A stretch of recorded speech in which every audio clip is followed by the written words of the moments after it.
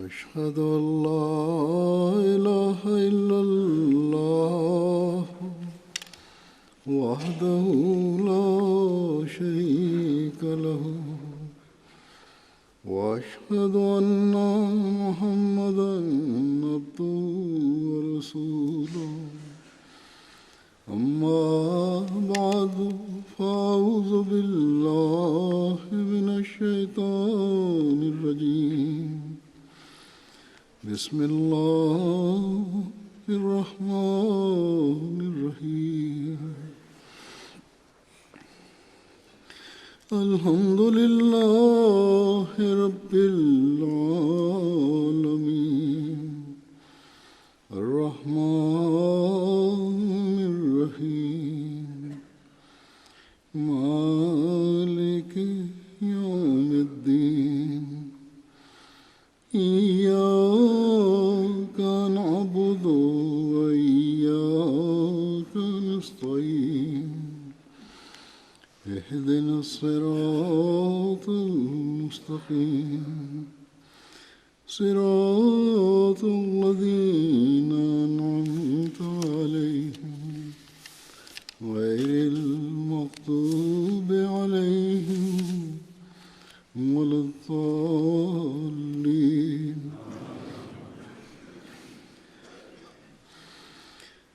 لن تنالوا البر حتى تنفقوا مما تحبون وما تنفقوا من شيء فإن الله به عليم.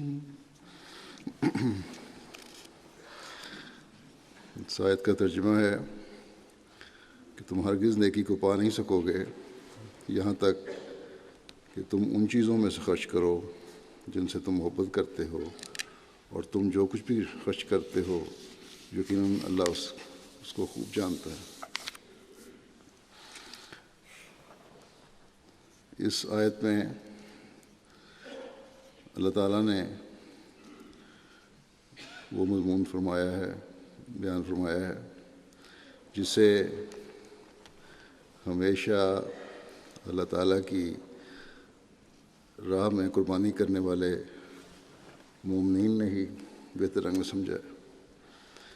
اس کا سب سے بڑھ کر اظہار تو حضرت صلی اللہ علیہ وسلم کے صحابہ نے کیا، جنہوں نے اپنا مال، اپنی جان، اپنا وقت دین کے لیے قربان کیا. یہ وہ لوگ تھے جنہوں نے البر کی حقیقت کو سمجھا، یعنی نیکی کے اس معیار کو سمجھا اور حاصل کرنے کی کوشش کی جو نیکیوں کا اعلیٰ ترین معیار تھا، جو تقویٰ کا اعلیٰ معیار تھا، جو اخلاق کا اعلیٰ معیار تھا، جو مالی قربانی کرنے کا اعلیٰ معیار تھا، جو اللہ تعالیٰ کی رضا حاصل کرنے کا اعلیٰ معیار تھا. چنانچہ ایک روایت میں آتا ہے کہ جب یہ آیت نازل ہوئی تو حضرت ابو طلحہ نے حضرت صلی اللہ علیہ وسلم کی خدمت میں عرض کی کہ اے اللہ کے رسول، میرا ایک باغ ہے جو بیر روحا کے نام سے جانا جاتا ہے، اور مسجد نبوی کے قریب ہی وہ باغ تھا. مجھے اپنی جائیدادوں میں سے، انہوں نے کہا عرض کی کہ مجھے اپنی جائیدادوں میں سے سب سے زیادہ پیارا یہی باغ ہے. آج میں اسے اللہ تعالیٰ کی راہ میں صدقہ کرتا ہوں. تو یہ معیار تھے صحابہ کے، اور آج اللہ تعالیٰ کی فضل سے ہر قسم کی قربانیوں کا سب سے زیادہ ادراک حضرت صلی اللہ علیہ وسلم کے غلام صادق کو ماننے والوں کو ہی ہے، اور اس کا سب سے زیادہ عملی اظہار بھی اللہ تعالیٰ کے فضل سے احمدی کرتے ہیں. آج دنیا جو مال و دولت سمیٹنے کی دوڑ میں لگی ہوئی ہے، احمدیوں کی بہت بڑی تعداد ایسی ہے جو پیسہ کماتے ہیں، دولت کماتے ہیں، تو جب انہیں مالی قربانی کی طرف توجہ دلائی جائے وہ اپنا مال پیش کرتے ہیں، اور یہ سب کچھ اس مسلسل تربیت کا نتیجہ ہے جو حضرت مسیح علیہ الصلوۃ والسلام نے ہماری فرمائی۔ مختلف موقعوں پر مختلف پیرائے میں آپ نے قربانیوں کی ہمیں نصیحت فرمائی اور مختلف مسائل کے ساتھ۔ چنانچہ ایک موقع پر مالی قربانی کے بارے میں بیان فرماتے ہوئے آپ فرماتے ہیں کہ دنیا میں انسان مال سے بہت زیادہ محبت کرتا ہے، اسی واسطے علم تعبیر الرؤیا میں لکھا ہے کہ اگر کوئی شخص دیکھے، خواب میں دیکھے کہ اس نے جگر نکال کر کسی کو دیا ہے تو اس سے مراد مال ہے۔ یہی وجہ ہے کہ حقیقی اتقاء اور ایمان کے حصول کے لیے فرمایا لن تنالوا البر حتی تنفقوا مما تحبون، کہ حقیقی نیکی کو ہرگز نہ پاؤ گے جب تک کہ تم عزیز ترین چیز خرچ نہ کرو گے، کیونکہ مخلوق الہی کے ساتھ ہمدردی اور سلوک کا ایک بڑا حصہ مال کے خرچ کرنے کی ضرورت بتلاتا ہے۔ جو مخلوق ہے حقوق العباد ادا کرنے کے لیے، اور کہ فرمایا کہ اس کا بہت بڑا حصہ اس کی ضرورت مال کی ضرورت ہے اس کے لیے، حق العباد کے لیے۔ فرماتے ہیں کہ اور اپنائے جنس اور مخلوق الہی کی ہمدردی ایک ایسی شے ہے جو ایمان کا دوسرا جزو ہے، جس کے بدون ایمان کامل اور راسخ نہیں ہوتا۔ حقوق العباد بھی ایمان کا ایک حصہ ہے، اس کے بغیر ایمان کامل نہیں ہوتا، مضبوط نہیں ہوتا، پکا نہیں ہوتا۔ فرمایا کہ جب تک انسان اثار نہ کرے دوسرے کو نفع کیوں کر پہنچا سکتا ہے۔ دوسرے کی نفع رسانی اور ہمدردی کے لیے اثار ضروری شے ہے، اور اس آیت میں لن تنالوا البر حتی تنفقوا مما تحبون میں اسی اثار کی تعلیم اور ہدایت فرمائی گئی ہے۔ بس مال کا اللہ تعالیٰ کی راہ میں خرچ کرنا بھی انسان کی سعادت اور تقوی شعاری کا معیار اور محک ہے، یعنی وہ کسوٹی ہے جس پر اس تقوی کو پرکھا جاتا ہے۔ فرمایا کہ ابو بکر رضی اللہ عنہ کی زندگی میں للہ وقف کا معیار اور محک وہ تھا جو رسول اللہ صلی اللہ علیہ وسلم نے ایک ضرورت بیان کی دین کے لیے، اور وہ کل اساس البیت لے کر حاضر ہو گئے۔ بس یہ وہ اعلیٰ ترین معیار ہے جو حضرت ابو بکر رضی اللہ عنہ نے قائم فرمایا، اور اپنے مطابق اس کے بعد حضرت عمر رضی اللہ عنہ نے قائم فرمایا۔ یہاں حضرت ابو بکر تو جیسا حضرت مسلم نے فرمایا کہ گھر کا کل سامان لے کر آ گئے، حضرت عمر نصف گھر کا سامان لے کر آ گئے، اور اسی طرح باقی صحابہ بھی اپنی اپنی استعداد کے مطابق قربانیاں دیتے رہے، اور وہ یہی وہ روح اور معیار ہے جو حضرت مسیح علیہ الصلوۃ والسلام یہ مثالیں دے کر ہم میں پیدا کرنا چاہتے ہیں۔ اور جیسا کہ میں نے کہا کہ بہت سے احمدی ہیں جو قربانیوں کے اعلیٰ معیار حاصل کرنے کی کوشش کرتے ہیں۔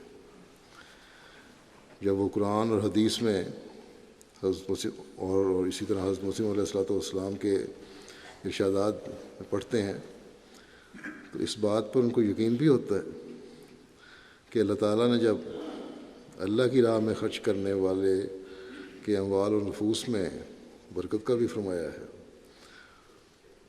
جب انسان اپنی پیاری ترین چیز خرچ کرتا ہے اللہ کی راہ میں تو اللہ تعالیٰ نے یہ بھی فرمایا ہے کہ میں اس کو بڑھا کے دیتا ہوں اور 700 گنا دیتا ہوں، تک بھی دے سکتا ہوں اور اس سے بھی زیادہ بھی دے سکتا ہوں۔ تو جب احمدی یہ قربانی کرتے ہیں تو ان کو یہ بھی یقین ہوتا ہے کہ اللہ تعالیٰ بڑھا کر دے گا اور ہمارے سے بھی یہ سلوک کرے گا۔ احمدی جب حضرت صلی اللہ علیہ وسلم کے اس ارشاد کے مطابق خرچ کرتے ہیں جس میں آپ نے فرمایا کہ جس نے ایک کھجور بھی پاک کمائی میں سے اللہ تعالیٰ کی راہ میں دی، اور اللہ تعالیٰ پاک چیز کو قبول فرماتا ہے۔ یہ بڑی ضروری چیز یاد رکھنے والی ہے۔ دھوکے سے کمائی ہوئی کمائی اللہ تعالیٰ قبول نہیں کرتا، اللہ تعالیٰ پاک کمائی قبول کرتا ہے۔ تو فرمایا کہ جس نے پاک کمائی اللہ تعالیٰ کی راہ میں دی تو اللہ تعالیٰ اس کھجور کو دائیں ہاتھ سے قبول فرمائے گا، چاہے وہ کھجور کے برابر کمائی ہو، اور اسے بڑھاتا جائے گا یہاں تک کہ وہ پہاڑ جتنی ہو جائے گی۔ فرمایا کہ جیسے تم میں سے کوئی اپنے چھوٹے سے بچڑے کی پرورش کرتا ہے اور بڑا جانور بنا دیتا ہے اسے۔ اب یہ اس زمانے میں جب ہم پڑھتے ہیں، یہ باتیں سنتے ہیں، حضرت صلی اللہ علیہ وسلم کے ارشادات سنتے ہیں، تو یہ کوئی پرانے قصے کہانیاں نہیں ہیں، بلکہ آج بھی قربانیاں کرنے والوں کو ذاتی تجربات ہوتے ہیں، اور پھر یہ بات ان کے وسائل میں بھی وسعت پیدا کرتی ہے جو قربانیاں کرتے ہیں، اور ان کے ایمان میں اضافہ کرتی ہے۔ چنانچہ چند ایک واقعات میں بیان کرتا ہوں۔ کیمرون افریقہ کا ایک ملک ہے، وہاں کے مبلغ انچارج کہتے ہیں کہ ایک معلم ہیں وہاں کے ابو بکر صاحب، انہوں نے بتایا کہ ایک احمدی نے جو پچھلے سال بے روزگار تھے، عبداللہ ان کا نام ہے، اور اتنے برے حالات تھے کہ اپنے فیملی کو سنبھالنا بھی ان کے لیے مشکل تھا۔ اس حالت میں نماز جمعہ پہ ایک دن آئے۔ نماز جمعہ کے بعد جب سیکرٹری صاحب نے تحریک جدید کے لیے اعلان کیا تو عبداللہ صاحب کے پاس جیب میں 10,000 فرانک تھے،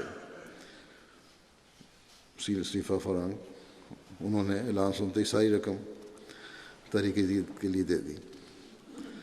کچھ دنوں کے بعد دوبارہ سینٹر میں آئے تو کہنے لگے کہ خدا تعالیٰ نے میرا چندہ قبول کر لیا، اور 1 ہفتے کے اندر ایک پرائیویٹ کمپنی نے مجھے کام دیا ہے اور میری تنخواہ 1,00,000 فرانک صفر مقرر ہوئی ہے، جو میرے چندے سے 10 گنا زیادہ ہے، ہر ماہ مجھے ملے گی۔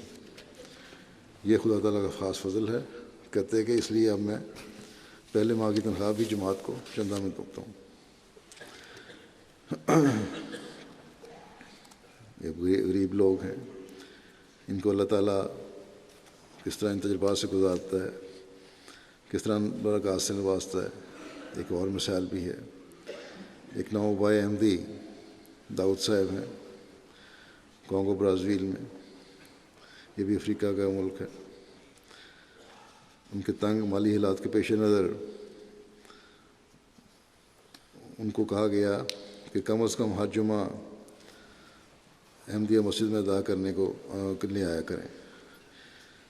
جب وہ جمعہ پر باقاعدہ ہوئے تو پھر ایک دن جمعہ کے بعد علیحدہ ملاقات میں مالی قربانی کی اہمیت کا انہیں بتایا، اور کہا کہ جو کچھ بھی خدا تعالیٰ آپ کو دے اس میں سے ضرور کچھ نہ کچھ اس کی راہ میں دیں۔ جو کچھ آپ خدا کی راہ میں دیں گے وہ اس سے بڑھ کر لوٹائے گا۔ اللہ تعالیٰ کا وعدہ ہے، پاک کمائی اگر ادا کرو گے، خرچ کرو گے اللہ کی راہ میں تو میں لوٹاؤں گا۔ فرمایا کہ اس طرح آپ کے تنگ مالی حالات فراخی میں بدل جائیں گے۔ ان کو یہ کہا گیا، یہ کہہ کر وہ مبلغ صاحب کہتے ہیں کہ میں نے ان کو واپسی کا کرایہ بھی دیا اور رخصت کر دیا۔ 1 ہفتے کے بعد جمعہ کے لیے آئے تو جمعہ کے بعد بہت خوش نظر آ رہے تھے۔ وجہ پوچھی تو کہنے لگے کہ آپ نے گزشتہ جمعے کو جو چندوں کی تحریک کی تھی سو مسجد سے جانے سے قبل میں نے 100 فرانک صیفہ چندے کی مد میں ادا کیے تھے۔ چندہ دینے کے بعد میں جیسے ہی گھر پہنچا تو ایک پڑوسی دوست جنہوں نے کچھ مہینوں سے تھوڑی سی جلانے والی لکڑی ہمارے صحن میں رکھی ہوئی تھی، وہ اچانک وہ لکڑی لینے کے لیے آ گئے اور جاتے ہوئے 4000 فرانک صیفہ میرے ہاتھ میں تھما گئے۔ مجھے بہت خوشی ہوئی کہ ابھی تو میں چندہ دے کر گھر پہنچا ہی تھا تو ساتھ ہی خدا تعالیٰ نے 40 گنا بڑھا کر عطا کر دیا۔ اسی طرح تنزانیہ کے امیر صاحب نے لکھا کہ ایک نوبائے عبید کوئی صاحب بیان کرتے ہیں کہ راجگیری میرا پیشہ ہے اور عرصے 5 مہینے سے کوئی خاص کام نہیں مل رہا تھا، بڑے مشکل حالات تھے، بیوی بچے بھی مشکل سے رہ رہے تھے، بڑا مشکل سے گزارا ہو رہا تھا۔ ایک دن معلم نے چندہ کی تحریک کی، کہتے ہیں اس وقت مجھے اور زیادہ پریشانی ہوئی کیونکہ جو رقم میرے پاس تھی وہ صرف اتنی تھی کہ اس دن کے لیے بھی بچوں کا بندوبست ہو سکتا تھا۔ تو جب معلم صاحب نے کہا کہ اللہ تعالیٰ کی راہ میں قربانی کرنے سے اللہ تعالیٰ برکت ڈالتا ہے تو میں نے فیصلہ کیا کہ یہ رقم چندے میں دے دیتا ہوں۔ چنانچہ ایسے ہی کیا، اور اس کے بعد اس خیال نے مجھے یہ خیال مجھے آیا کہ آج میرے بچے کیا کھائیں گے، کہ یہی سوچ رہا تھا میں، کبھی کچھ دیر گزری تھی کہ مجھے یہ پیغام ملا کہ کہیں پر تعمیر کا کام ہو رہا ہے، میں فوراً وہاں جا کر پیمائش وغیرہ کر لوں۔ اس کے ساتھ ہی مجھے اجرت کے طور پر ایڈوانس میں کچھ رقم بھی دی گئی۔ میں بڑا حیران ہوا کہ 5 ماہ سے میں مشکل میں دوچار تھا، اور جو ہی اللہ تعالیٰ کی راہ میں دیا اس کی طرف سے برکتوں کے دروازے کھل گئے۔ چنانچہ اس دن سے جب میں نے اللہ کی راہ میں دیا میرے حالات اب بدل گئے ہیں، اب کبھی میں چندہ تک نہیں کروں گا۔ یہ نوبائین کو بھی اللہ تعالیٰ ان تجربات سے گزارتا ہے۔ مالی ایک اور افریقہ کا ملک ہے، ایک وہاں صاحب ان کو 3-4 سال پہلے بیعت کی توفیق ملی، لسینہ صاحب۔ انہوں نے اپنی معمولی آمد سے 500 فرانک صیفہ چندہ دے دیا اور کہتے ہیں کہ جماعت احمدیہ میں شمولیت اور چندہ جات کی ادائیگی سے پہلے کاروبار ٹھیک نہیں تھا، لیکن چندے کی برکت سے کاروبار میں اللہ تعالیٰ نے غیر معمولی برکت ڈالی ہے، اور اب اللہ کے فضل سے وہ موسی بھی ہیں، اور 500 کے بجائے پہلے 500 چندہ دیتے تھے، دیا تھا انہوں نے طریقے جتنے اس وقت، اب 35,000 فرانک صیفہ ماہوار چندہ ادا کرتے ہیں وہ، اور ان کے غیر احمدی دوست ان کے کاروبار میں اضافہ کو دے کر سمجھتے ہیں کہ شاید جماعت ان کی مالی مدد کر رہی ہے۔ فرانس سے ایک نوبائے حمزہ صاحب میں لکھتے ہیں کہ بیعت کرنے کے بعد جب مجھے جماعت میں چندے کا نظام کو پتہ چلا تو اس وقت میرے مالی حالات بہت کمزور تھے، میرے پاس اتنے پیسے نہیں تھے۔ مجھے بعض احمدی دوستوں نے بتایا کہ چندے میں بڑی برکت ہے، خدا تعالیٰ اس کے بدلے میں کئی گنا بڑھا کر لٹا دیتا ہے۔ کہتے ہیں بہرحال میرے پاس 60 یورو تھے، میں نے سوچا کہ اللہ کی راہ میں چندہ دیتا ہوں، باقی جو ہوگا دیکھا جائے گا۔ کہتے ہیں ابھی چندہ دیے ہوئے چند دن ہی گزرے تھے کہ میری بینک سٹیٹمنٹ گھر پر آئی تو میں نے دیکھا کہ میرے اکاؤنٹ میں 600 یورو کہیں سے آئے ہوئے ہیں۔ پتہ کرنے میں معلوم ہوا کہ حکومت نے میرے 600 یورو دینے تھے جو پہلے ان کے ریکارڈ میں نہیں تھے۔ اس طرح جو رقم میں نے چندے میں ادا کی تھی اللہ تعالیٰ نے کئی گنا بڑھا کر مجھے واپس کر دی، اس کا مجھے وہم و گمان بھی نہیں تھا۔ تنزانیہ کے امیر صاحب لکھتے ہیں کہ احمد ثانی صاحب ہیں، موسی بھی ہیں، انہوں نے اپنا وعدہ 50,000 شلنگ لکھوایا ہوا تھا، جو بہت پہلے پورا ادا کر دیا تھا. پھر انہوں نے گزشتہ ماہ انہوں نے خواب دیکھا، مجھے دیکھا انہوں نے خواب میں، اور کہ میں ان کے گھر گیا ہوں. تو اور میں نے ان سے پوچھا کہ زمین سے سونا نکالنے کا کام آپ کرتے ہیں؟ تو انہوں نے جواب دیا کہ جی حضور، لیکن یہ کام ٹھیک نہیں چل رہا. تو پھر کہتے ہیں کہ میں نے ان کی طرف دیکھ کر کہا، دیکھا اور ساتھ ہی یہ آواز آئی کہیں سے کہ تحریک جدید کا چندہ بڑھاؤ. کہتے ہیں، اور ثانی صاحب جو ہیں یہ حکمت کا کام بھی کرتے ہیں، دیسی دوائیوں کا بڑے ماہر ہیں. تو اس خواب کے بعد اللہ تعالیٰ نے ان کے ہاتھ میں غیر معمولی برکت ڈالی، اور گزشتہ 1 ماہ سے دور دور سے ان کے پاس مریض آنے لگے اور آمد میں غیر معمولی اضافہ ہونے لگا. اور کہتے ہیں اس کے بعد خواب کے بعد گزشتہ 1 ماہ میں انہوں نے مزید 4,27,000 سے زیادہ شلنگ تحریک جدید کا چندہ ادا کیا، اور اپنی ریجن میں سب سے زیادہ چندہ ادا کرنے والے ہیں. انڈیا بنگلور کے ایک مخلص نوجوان بے روزگار تھے اور نوکری نہ ہونے کی وجہ سے گھر کی ماہوار قسط بھی نہیں ادا کر سک رہے تھے. انسپیکٹر صاحب کہتے ہیں تحریک جدید کے کہ میں ان کے گھر گیا، لیکن جب سیکرٹری نے مجھے ان کے حالات بتائے تو میں خاموش ہو گیا، کوئی بات نہیں کی. لیکن موصوف نے خود ہی مجھے پوچھا آپ مجھے کچھ کہنا چاہ رہے تھے. اس پر میں نے کہا کہ مجھے آپ کے حالات کا پوری طرح علم نہیں تھا. پہلے تو میرا خیال تھا کہ آپ کو 1,00,000 روپے چندہ کی تحریک جدید کا وعدہ لینے کا ارادہ تھا آپ سے، لیکن اب آپ کے حالات کا پتہ لگا ہے تو میں خاموش ہو گیا. آپ اپنی استطاعت کے مطابق جو چاہیں لکھوا دیں. اس پر موصوف نے کہا کہ آپ 1,00,000 روپے کا وعدہ لکھ لیں، اور بہرحال کہتے ہیں اللہ تعالیٰ توکل کرتا ہوں میں، انشاءاللہ ادائیگی بھی ہو جائے گی.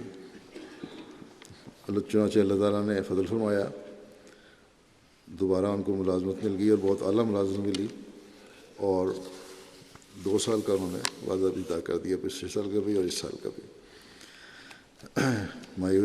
مایوٹی آئی لینڈ ہے ایک، وہاں کے مبلغ سلسلہ لکھتے ہیں کہ بڑا غریب ملک ہے یہ، بہت مشکل سے لوگ اپنے گھر میں سبزیاں وغیرہ بیچ کر گزارا کرتے ہیں. ایک احمدی دوست ربیعوں صاحب ایک موٹر سائیکل کی دکان میں کام کرتے ہیں، سب سے زیادہ چندہ دیتے ہیں. وہ بتاتے ہیں کہ عجیب سلسلہ ہے کہ میں جتنا چندہ ادا کرتا ہوں مہینے کے آخر پہ دگنی رقم واپس مل جاتی ہے. تو کہتے ہیں ایک دن ان کی اہلیہ نے کہا کہ آپ اتنا زیادہ چندہ کیوں ادا کرتے ہیں؟ کہنے لگے کہ مجھے اللہ تعالیٰ یہ چندہ دگنا کر کے واپس کر دیتا ہے، اس لیے میں دیتا بھی ہوں. پھر انہوں نے اپنے اہلیہ کے سامنے ہی ایک رقم چندے میں ادا کی. کہنے لگے کہ دیکھ لینا اللہ تعالیٰ مجھے یہ رقم ضرور واپس کر دے گا. چنانچہ ایسا ہی ہوا، اور مہینے کے آخر میں دکان کے مالک نے اپنے تمام ملازمین کو بونس دیا، اور جو رقم انہیں بونس سے ملی وہ چندے کی رقم سے زیادہ تھی. موصوف اللہ تعالیٰ کی فضل سے مالی قربانی میں دن بدن بڑھتے چلے جا رہے ہیں. کینیڈا سے امیر صاحب نے لکھا کہ سیکرٹری تحریک جدید لجنہ کی، انہوں نے حضرت مسلم موعود کی جب تحریک کی تھی اس کو کہا تھا کہ اپنی تنخواہ آدھی یا پوری پیش کرو تحریک جدید میں. اس وقت ابتدا میں کہتی ہیں جب ان کو بتایا ایک بہن کو، وہ پارٹ ٹائم جاب کرتی تھی لیکن ان کی شدید خواہش تھی کہ مجھے پورا جاب ملے تو میں پوری تنخواہ ادا کروں. چنانچہ ان کو پورا فل ٹائم جاب مل گیا جس کی $5,000 ان کی تنخواہ مقرر ہوئی جو انہوں نے تحریک جدید پیش کر دی. اسی طرح اور بہت ساری مثالیں ہیں. اللہ تعالیٰ کے فضل سے جماعت کی ابتدا سے لے کر آج تک مخلصین اللہ تعالیٰ کے سلوک اور وعدے کا تجربہ رکھتے ہیں.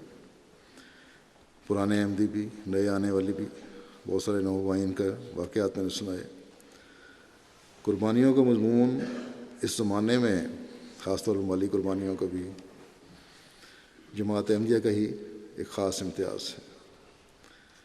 احمدیوں کی اکثریت اس بات کا ادراک رکھتی ہے کہ یہ زمانہ جو تکمیل اشاعت اسلام کا زمانہ ہے، جس کے لیے اللہ تعالیٰ نے حضرت مسیح موعود علیہ السلام کو بھیجا ہے،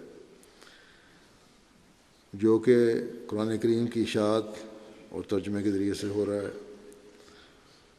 مختلف زبانوں میں حضرت مسیح موعود علیہ السلام کی کتب کی اشاعت اور جماعت کے لٹریچر کے ذریعے سے ہو رہا ہے.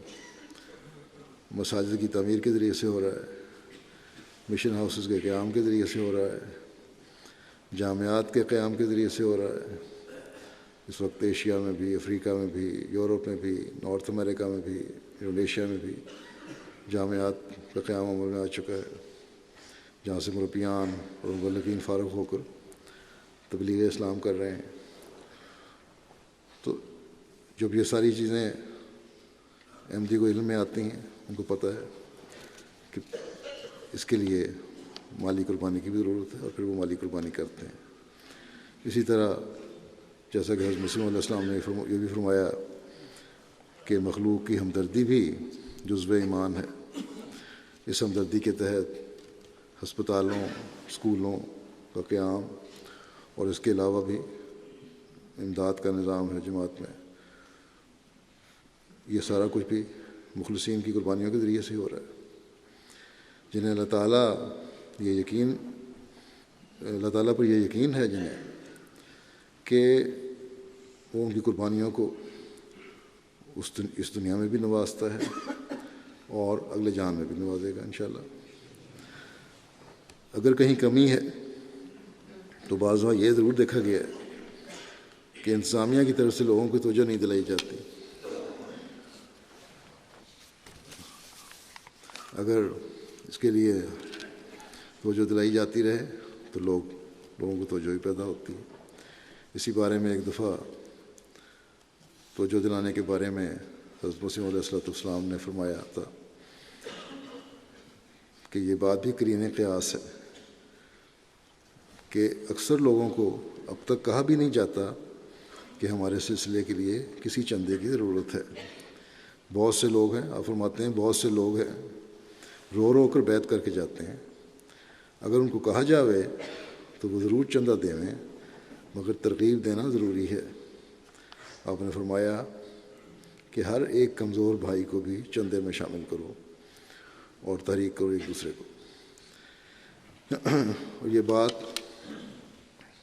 آج بھی جیسے میں نے کہا بالکل درست ہے. جب توجہ دلائی جائے تو پھر توجہ ہوتی ہے لوگوں کی، اور اسی وجہ سے اب تحریک دید اور وقت دن جب میں نے کہا تھا کہ تعداد بڑھائیں تو تعداد ہی بڑھ رہی ہے. توجہ دلانے پر تو احمدی بچوں میں بھی ایک جوش و جذبہ قربانی کا نظر آتا ہے. چنانچہ نکورو کینیا سے ربی صاحب لکھتے ہیں کہ جو ابو بکر کیبی صاحب جو اس وقت صدر جماعت ہیں وہاں کے، اور کینیا ڈیفینس فورسز میں بطور سارجنٹ کام کرتے ہیں، بہت مخلص احمدی ہیں.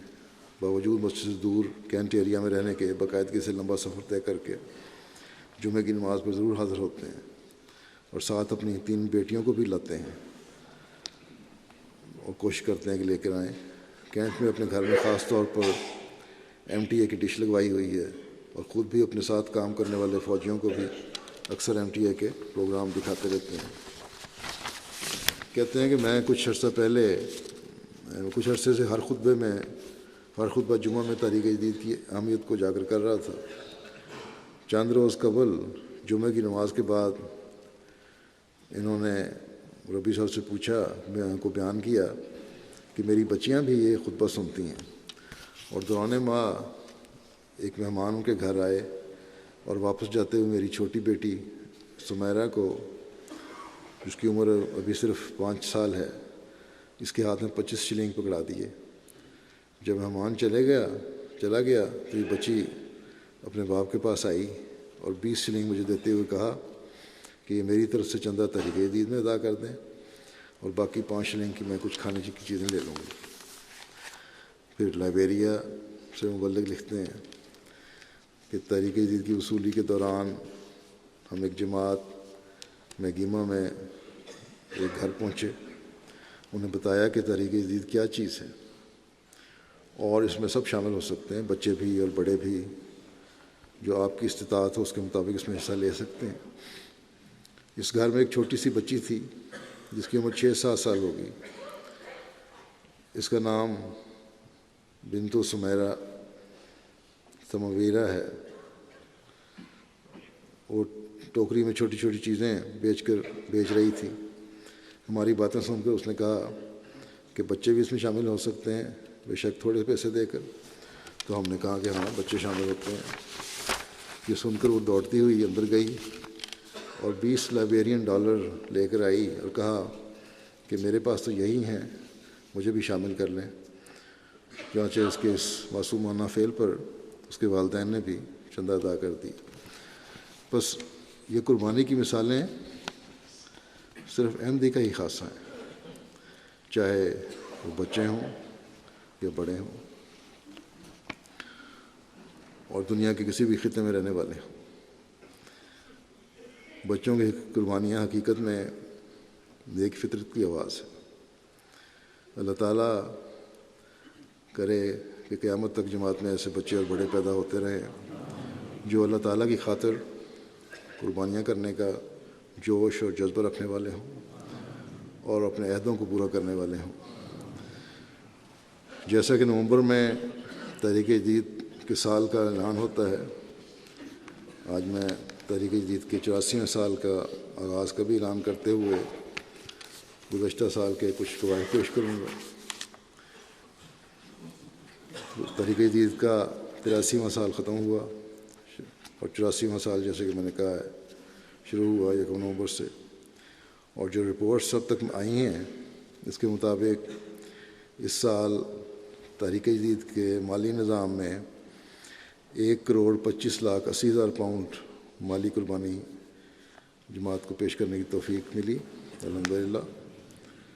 یہ وصولی گزشتہ سال کے مقابل پر اللہ تعالیٰ کے فضل سے 15,43,000 پاؤنڈ زیادہ ہے، اور مجموعی وصولی کے لحاظ سے پاکستان کو نکال کر جرمنی پہلے نمبر پر ہے۔ جرمنی میں 100 مساجد میں بھی احباب بڑی قربانی کر رہے ہیں۔ خدام انصار لجنہ نے اپنے ذمہ بڑی بڑی رقمیں لی ہوئی ہیں، تقریباً 3 ملین یورو تو اس کے لیے جمع کرتے ہیں۔ اتنے امیر لوگ بھی وہاں نہیں ہیں، لیکن اللہ تعالیٰ کے فضل سے جذبہ بہت ہے ان میں قربانی کا۔ اللہ تعالیٰ ان کے اموال میں بھی وسعت پیدا کرے اور ان قربانیوں کو قبول فرمائے۔ نمبر 2 برطانیہ ہے، نمبر 3 امریکہ، نمبر 4 کینیڈا، نمبر 5 بھارت، نمبر 6 آسٹریلیا، نمبر 7 انڈونیشیا، اور 8 مڈل ایسٹ کی جماعت ہے ایک، اور اسی طرح 9 بھی مڈل ایسٹ کی جماعت ہے۔ 10ویں نمبر پر گانا ہے۔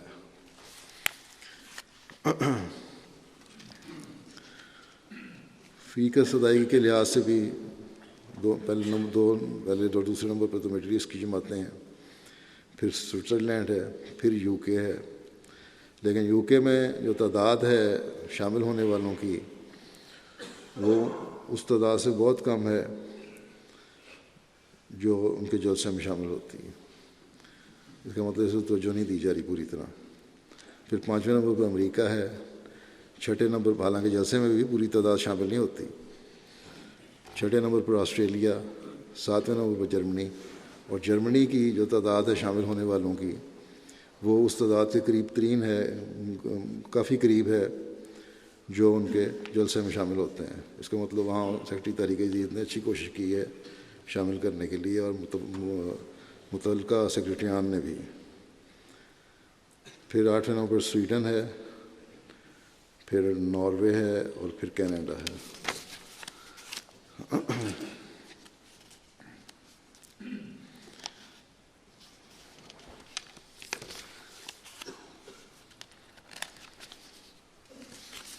افریقن ممالک میں مجموعی وصولی کے لحاظ سے نمایاں جماعتیں ہیں۔ گانا ہے، نائجیریا ہے، پھر مالی ہے، نمبر 4 کیمرون ہے، پھر لائبیریا ہے اور پھر بینین ہے۔ شامل ہونے والوں کی مجموعی تعداد، اس پر میں نے چند سال سے کہا تھا کہ زیادہ زور دیا جائے، رقم تو جمع ہو ہی جاتی ہے۔ حضرت مسیح علیہ السلام نے فرمایا کہ ہر ایک سے وصول کیا جانا چاہیے چندہ، چاہے ایک پیسہ ہی کوئی دے۔ جس طرح قطرہ قطرہ دریا بنتا ہے، اسی طرح ایک پیسہ بھی کافی رقم اکٹھی ہو جاتی ہے۔ تو بہرحال شاملین کی تعداد بڑھانے کے لیے میں نے کہا تھا، اللہ تعالیٰ کے فضل سے اس سال یہ تعداد 16 لاکھ سے زیادہ ہے جو شامل ہوئے، اور 2 لاکھ نئے شاملین کا اضافہ ہوا اس سال اللہ کے فضل سے۔ اور اس میں افریقن ممالک میں اضافہ کرنے والوں میں نائجیریا سب سے اوپر ہے، جہاں 57,000 کی تعداد میں نئے لوگ چندے کے نظام میں شامل ہوئے، اور اس کے بعد کیمرون ہے، یہاں 23,000 شامل ہوئے، پھر بینین ہے، آئیوری کوسٹ، نائجیریا، گنی کناکری، مالی، گنی بساؤ، گیمبیا، سینیگال، بورکینا فاسو قابل ذکر ہیں۔ اور دوسری باہر کی جماعتوں میں اس کے علاوہ افریقہ کے انڈونیشیا نمبر 1 ہے، پھر جرمنی ہے، پھر برطانیہ ہے، پھر بھارت، پھر امریکہ، کینیڈا، ان کے شاملین میں اضافہ ہوا ہے۔ تو بہرحال شاملین میں اضافے کی ابھی کافی گنجائش ہے، اور اس طرف توجہ دینی چاہیے جماعتوں کو۔ پاکستان میں تھوڑا سا نظام بدلا ہے وہاں کی عمارتوں کا، اس لیے پہلی 3 ضلع کے بجائے جو جماعتوں کی قربانی کا پیش کیا گیا ہے چارٹ، وہ یہ ہے کہ ربوہ نمبر 1 ہے، پھر اسلام آباد ہے، پھر لاہور ٹاؤن شپ ہے، پھر عزیز آباد کراچی ہے، پھر دہلی گیٹ لاہور ہے، پھر راولپنڈی شہر ہے، پھر ملتان، پشاور، کوئٹہ اور گوجرانوالہ۔ ضلعی سطح پر زیادہ قربانی کرنے والے جو ضلع ہیں پاکستان میں، وہ سرگودا، فیصل آباد، عمر کوٹ نمبر 3، گجرات نمبر 4، نارووال 5، حیدرآباد 6، میرپور خاص 7، بھاولپور 8 اور اکاڑا دونوں برابر ہیں، ٹوبہ ٹیک سنگھ 9 اور کوٹلی آزاد کشمیر 10۔ جرمنی کی پہلی 10 جماعتیں نوئس نمبر 1، پھر روئڈر مارک، پھر وائنگارٹن، پھر نیڈا، پھر پیننبرگ، پھر مہدی آباد، پھر ہائیڈلبرگ، پھر لیمبرگ، پھر کیل اور فلورزہائم۔ اور ان کی 10 عمارتیں جو ہیں بڑی، وہ ہیمبرگ، فرینکفرٹ، موئرفیلڈن، گراسگراؤ، ویسبادن، ڈیٹسلباخ، مانہائم اور ریٹشٹڈ، ڈارمسٹڈ اور اوفنباخ۔ برطانیہ کی بڑی 10 جماعتیں جو ہیں ادائیگی کے لحاظ سے، نمبر 1 مسجد فضل، number 2 Worcester park, number 3 Birmingham south, پھر بریڈفورڈ ساؤتھ، پھر پٹنی، پھر گلاسگو، پھر اسلام آباد، پھر نیو مالڈن، پھر جلنگھم، پھر اسکنتھارپ۔ اور افریقہ سے ادائیگی کے لحاظ سے ریجنز جو ہیں، ساؤتھ ویسٹ نمبر 1 ہے، پھر north east number 2، Islamabad نمبر 3، مڈ لینڈس نمبر 4، اسکاٹ لینڈ نمبر 5۔ امریکہ کی جماعتیں سلیکون ویلی نمبر 1، پھر اوشکوش نمبر 2، سیاٹل نمبر 3، Detroit 4، York 5، Los Angeles 6، Silver Spring, Central Jersey, Chicago South West, Atlanta, Los Angeles Inland. وصولی کے لحاظ سے کینیڈا کی لوکل عمارات وان نمبر 1، پھر پیس ولیج، برامپٹن، وینکوور اور مسیساگا۔ انڈیا کی جماعتیں کیرالہ، کرناٹک، نمبر 3 جموں کشمیر، نمبر 4 تلنگانہ، 5 تامل ناڈو، 6 اڑیسہ، 7 پنجاب، 8 بنگال، 9 دہلی اور 10 مہاراشٹر۔ 10 جماعتیں جو ہیں بڑی، پہلی نمبر پہ کالیکٹ کیرالہ، پیتھاپوریم کیرالہ، پھر number 3 Qadian, number 4 Hyderabad, number 5 Calcutta, number 6 Bangalore, پھر کینانور ٹاؤن، پھر پنگاڈی، پھر ماتھوٹیم، پھر کیرولائی۔ آسٹریلیا کی نمبر 1 10 جماعتوں میں سے نمبر 1 Castle Hill, Melbourne, Berwick, ACT Canberra,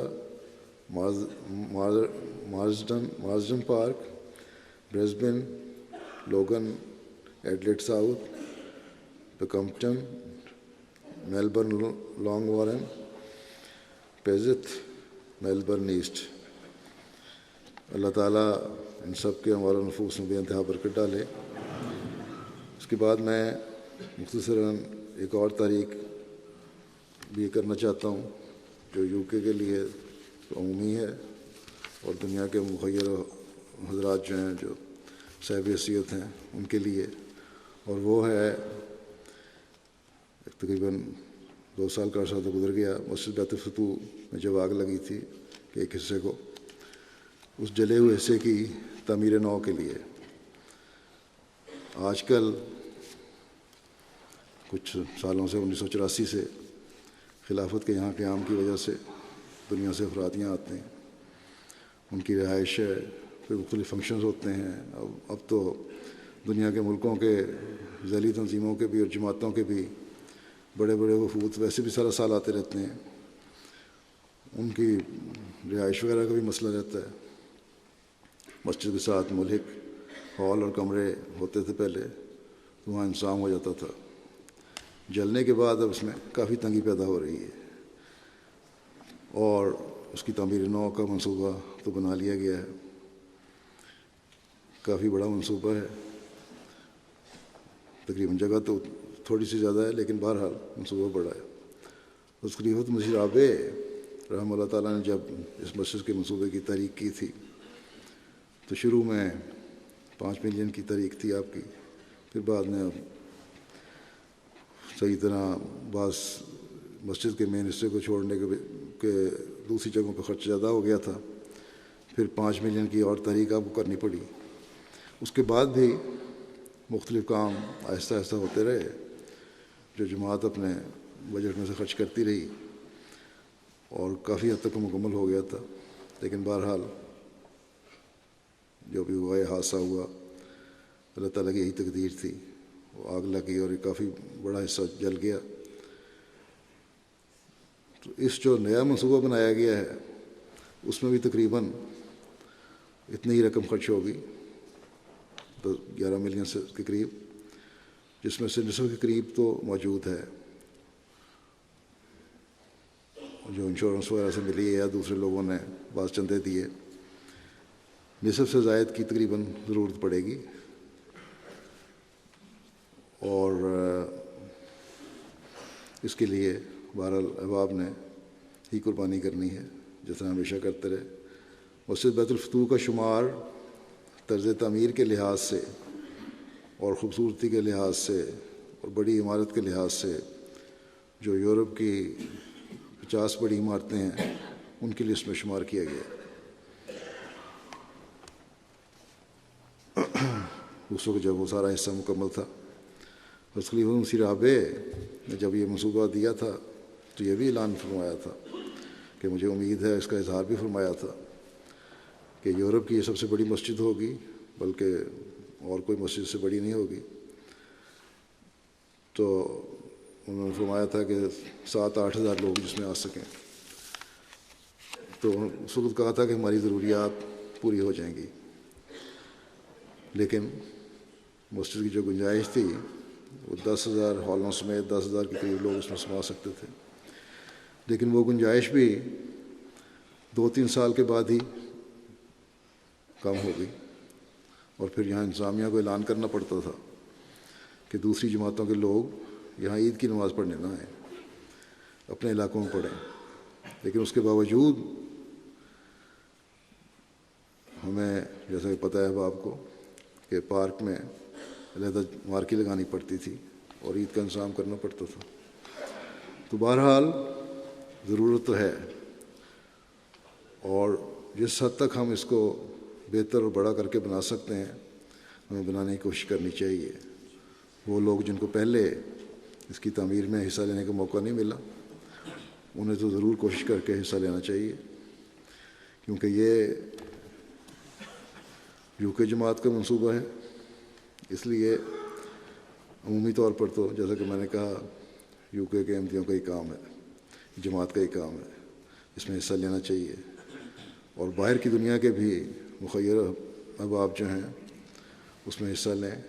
ذیلی تنظیموں کو بھی ذیلی تنظیموں کی حیثیت سے، جماعتوں کو بھی جماعتوں کی حیثیت سے، بڑی بڑی جماعتیں جو ہیں حصہ لینا چاہیے، کیونکہ سارا سال ہی اب تو یہاں باہر سے مہمان آتے ہیں اور یو کے جماعت ہر مہینے ان کی مہمان نوازی بھی کرتی ہے، بلکہ تعداد بلکہ اب تو ہزاروں میں ہو گئی ہے. حضرت مسیح علیہ السلام نے ایک موقع فرمایا کہ عالمگیر کے زمانے میں مسجد شاہی کو آگ لگ گئی تو لوگ دوڑے دوڑے بادشاہ سلامت کے پاس پہنچے اور عرض کی کہ مسجد کو تو آگ لگ گئی. اس پر خبر کو سن کر بادشاہ فوراً سجدے میں گرا اور شکر کیا. حاشیہ نشینوں نے تعجب سے پوچھا کہ حضور سلامت، یہ کون سا وقت شکر گزاری کا ہے کہ خانہ خدا کو آگ لگ گئی ہے اور مسلمانوں کے دلوں کو سخت صدمہ پہنچا ہے؟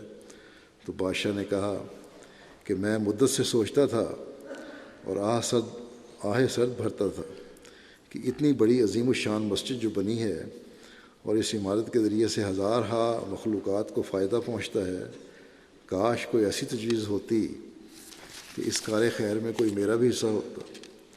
لیکن چاروں طرف سے میں اس کو ایسا مکمل اور بے نقص دیکھتا تھا کہ مجھے کچھ سوچ نہ سکتا تھا اس میں میرا ثواب کس طرح ہو جائے. سو آج خدا تعالیٰ نے میرے واسطے حصول ثواب کی ایک راہ نکالی ہے، واللہ سمیع علیم. بس جو پہلے جیسا کہ میں نے کہا اس قربانی میں حصہ نہیں لے سکے انہیں ضرور حصہ لینا چاہیے. 3 سال کے عرصے میں اپنی رقم کے وعدے جو بھی کریں ان کو پورا کرنے کی کوشش کریں، لیکن کم از کم تیسرا حصہ پہلے سال میں ہی ضرور ادا کر دیں. اس منصوبے کے جو کوائف ہیں وہ یہ پہلے یہ کورڈ ایریا اس کا 4,700 اسکوائر میٹر تھا، اور اب اس کا جو نیا پلان بنا ہے اس کے مطابق 5,800 اسکوائر میٹر ہے. اور ناصر ہال کا چھت بھی بلند کی گئی ہے تھوڑی سی، اور اس کے علاوہ پہلا جو فلور ہوگا نور ہال ہوگا اس کی چھت بھی بلند کی گئی ہے. پھر دوسرے فلور پر دفاتر ہوں گے، پھر تیسرے فلور اور چوتھے فلور پر دفاتر اور ایگزیبیشن ہال اور مہمانوں کے لیے رہائش گیسٹ روم وغیرہ بنیں گے. تو یہ منصوبہ ہے. پھر یہ گیٹس ذرا ہٹا کے بنائی گئی ہے اور تاکہ کچھ پارکنگ کی جگہ مل جائے، گاڑیوں کی آمد و رفت میں آسانی رہے، پیدل چلنے والوں کی آسانی رہے، عورتوں اور مردوں کا راستہ علیحدہ علیحدہ ہو جائے. اللہ تعالیٰ فضل فرمائے اور یو کے جماعت کو اس منصوبے کو مکمل کرنے کی توفیق عطا فرمائے. نمازوں کے بعد میں ایک جنازہ غائب پڑھاؤں گا جو مکرم عادل حمود ناخوذہ صاحب یمن کا ہے. 14 اکتوبر کو حرکت قلب بند ہونے کی وجہ سے 40 سال کی عمر میں وفات پا گئے. انا للہ و انا الیہ راجعون. آپ کے بیٹے طارق صاحب بیان کرتے ہیں کہ بیعت سے قبل میرے والد صاحب نمازوں کے پابند نہ تھے، لیکن بیعت کے بعد نہ صرف پابندی سے نمازیں ادا کرنے لگے بلکہ ہمیں دین کی اہمیت اور جماعت کے ساتھ تعلق مضبوط کرنے کی بھی ہمیشہ نصیحت کرتے رہتے. ہمیں ساتھ لے کر گھر پر نماز با جماعت باقاعدگی سے ادا کرتے اور حضرت مسیح موعود علیہ السلام کی کتب ہمیں پڑھ کر سناتے. MTA کی فریکوینسی والے کارڈ ہمیشہ اپنے پاس رکھتے. جہاں بھی جاتے یہ کارڈ تقسیم کرتے اور تبلیغ کرتے. احمدیت میں شامل ہو کر ان کی زندگی بالکل بدل گئی اور ہمیشہ ان پر سعادت اور خوشی کے آثار نظر آتے ہیں۔ ایک احمدی دوست علی ارغامی بیان کرتے ہیں کہ بیعت سے قبل مرحوم مجھے اور بعض اور دوستوں کو اپنے گھر بلا کر احمدیت کے متعلق پوچھا کرتے تھے۔ چنانچہ ہم نے ان کو مختلف اختلافی مسائل، خروج دجال، حیات و وفات مسیح اور ظہور مہدی علیہ السلام وغیرہ سمجھائے۔ مرحوم کو ہماری باتیں اور عقائد بہت پسند آئے۔ جماعت کے خلاف جو بات سنتے خود اس کی تحقیق کرتے۔ ان کے بیعت کرنے سے قبل ایک بار ہم پر جھوٹے الزام لگا کر جیل میں ڈال دیا گیا، لیکن مرحوم نے باوجود اس وقت غیر احمدی ہونے کے بڑی بہادری سے ہمارا ساتھ دیا اور دفاع کیا۔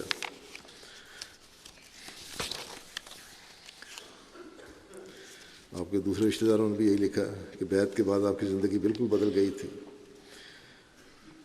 دینی امور کے سلسلے میں بات کرتے تو ہمیشہ قرآنی آیات پیش کرتے، حدیث پیش کرتے، حوالے دے کر بات کرتے۔ ہم حیران ہوتے تھے کہ آپ نے اس قدر دینی علوم اتنی جلدی کیسے اور کہاں سے سیکھ لیے۔ ہم پوچھتے تو مرحوم بتاتے یہ تمام علوم انہوں نے حضرت مسیح علیہ السلام سے سیکھے ہیں، کیونکہ وہ حضرت صلی اللہ علیہ وسلم سے نور حاصل کرتے تھے۔ مرحوم نے پسماندگان میں اہلیہ کے علاوہ ایک بیٹا اور ایک بیٹی یادگار چھوڑے ہیں، اور ان کی فیملی کے اکثر افراد اللہ تعالیٰ کے فضل سے احمدی ہیں۔ اللہ تعالیٰ مرحوم کے درجات بلند فرمائے، مغفرت الرحم کا سلوک فرماتے ہوئے اپنے پیاروں کے قدموں میں جگہ دے، اور ان کے بیوی بچوں کو بھی حافظ و ناصر ہو، ان کی ضروریات پوری کرنے والا ہو، ان کو نیک صالح بنائے اور اپنے باپ کے نقش قدم پر چلنے کی توفیق عطا فرمائے۔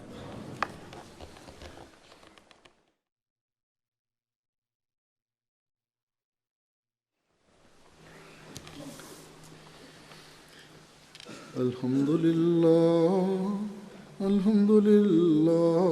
نحمده ونستعينه ونستغفره ونؤمن به ونتوكل عليه ونعوذ بالله من شرور أنفسنا ومن سيئات أعمالنا، من يهده الله فلا مضل له ومن يضلل فلا هادي له، ونشهد أن لا إله إلا الله ونشهد أن محمدا عبده ورسوله۔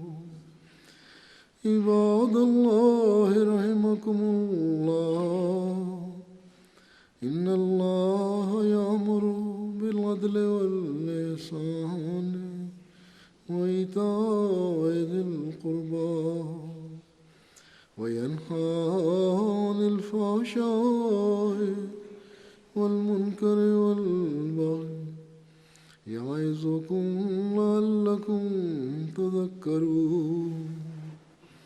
اذكروا الله يذكركم وادعوه يستجب لكم ولذكر الله أكبر۔